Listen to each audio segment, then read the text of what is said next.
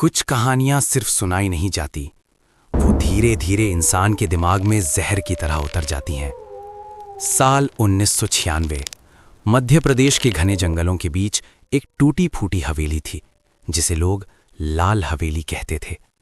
कहते हैं वहां एक औरत रहती थी जिसका शरीर सोने जैसा चमकता था और जिसकी आंखों में देखने वाला कभी जिंदा वापस नहीं आया।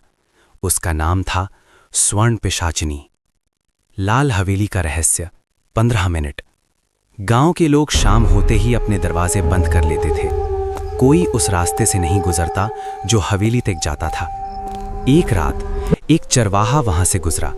सुबह उसकी लाश मिली, चेहरा जला हुआ, आंखें गायब और होठों पर अजीब सी मुस्कान। पहली झलक। 15 मिनट। राजेश, एक पत्रकार, इस कहानी की सच्चाई जानने गांव आया। रात 2:17 पर हवेली से घुंघरुओं की आवाज आई। अचानक एक औरत दिखाई दी। लाल साड़ी, सोने जैसा शरीर और उल्टी मुड़ी हुई गर्दन। राजेश का कैमरा अपने आप बंद हो गया। पिशाचिनी की शर्त। 15 मिनट। स्वर्ण पिशाचिनी बोली, जो मुझे देखे वो या तो मेरा होगा या मिट्टी। उसने राजेश को 7 दिन का समय दिया। अगर 7 दिन में हवेली का रहस्य नहीं सुलझाया तो उसकी आत्मा भी हवेली की दीवारों में कैद हो जाएगी। राजेश की मुलाकात हुई 90 साल के तांत्रिक कालूराम से। उसने बताया, स्वर्ण पिशाचिनी कभी एक रानी थी जिसे जिंदा जलाया गया था, उसके ही सोने के लालच में। मरते वक्त उसने श्राप दिया था, बलि की रात। हर अमावस्या की रात हवेली एक इंसान मांगती है। अगर बलि ना मिले तो पिशाचिनी खुद शिकार करती है। उस रात गांव में एक बच्चा गायब हो गया। हवेली के नीचे का तहखाना। 18 मिनट। राजेश और पूजा, उसकी दोस्त, हवेली के नीचे पहुंचे। वहां मिले इंसानी खोपड़ियां, जले हुए कंकाल और दीवारों पर खून से लिखा मंत्र। सोना उसका शरीर है, खून उसकी आत्मा। पिशाचिनी का असली रूप। 18 मिनट। रात 3:33। पिशाचिनी सामने आई। उसका चेहरा आधा सुंदर, आधा सड़ा हुआ। पूजा को उसने छू लिया। पूजा की आंखें पूरी तरह सोने की हो गईं। पूजा का बदलना। 15 मिनट। पूजा अब इंसान नहीं रही। वो रात में हंसती थी, दीवारों से बातें करती थी और सोने को चाटती थी। राजेश समझ गया, पिशाचिनी अपनी जगह किसी और को बैठाना चाहती है। अंतिम तंत्र विद्या। 18 मिनट। तांत्रिक ने बताया, उसे मार नहीं सकते, सिर्फ बांध सकते हो।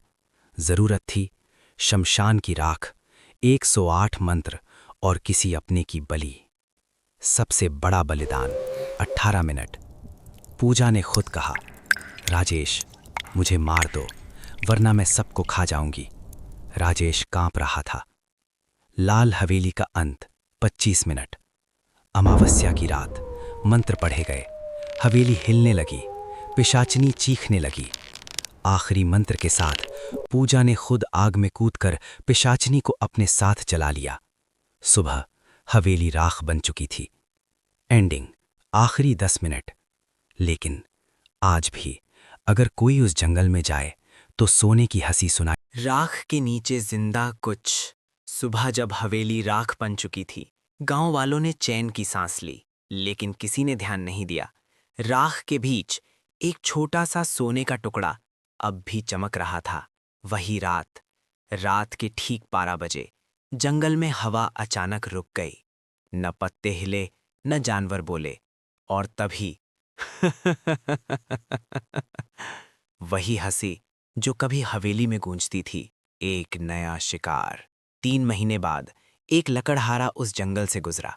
उसने देखा, राख के बीच एक औरत खड़ी थी। चेहरा साफ नहीं था, लेकिन शरीर सोने जैसा चमक रहा था। लकड़हारे ने पूछा, कौन हो तुम? औरत मुस्कुराई, मैं वही हूं जो कभी जली थी।